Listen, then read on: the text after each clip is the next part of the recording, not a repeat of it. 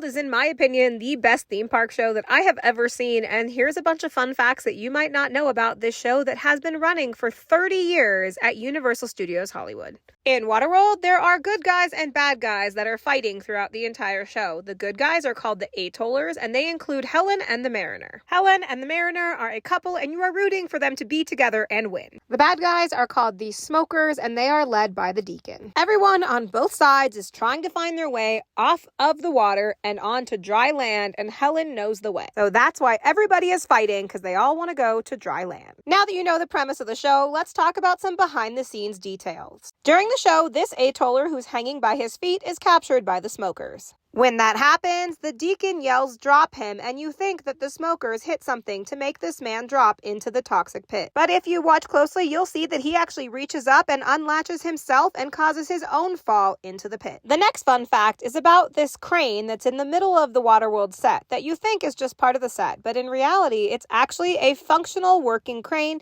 that is used in between each and every show. And the job of the crane is to help reset this seaplane back into its original launch position between each show so that it's ready for the next performance. You can see the crane here just directly to the left of where the seaplane is about to launch from, and it will eventually pick up the plane and put it back onto its launch. And speaking of launches, the seaplane is not the only thing that is launched into the arena during Waterworld. This jet skier pulling a skier are also launched into the arena from backstage, pulling off one of the hardest stunts in Waterworld. And the last fact is about this fire dive stunt that happens at the end of Waterworld. At the end of the show, Helen sets the Deacon on fire, and he jumps on fire into the water. But the Deacon that you see catch fire and dive into the arena is not the Deacon that you've been watching the entire show. The real Deacon and the decoy switch places on the backside of the tower before the fire dive happens.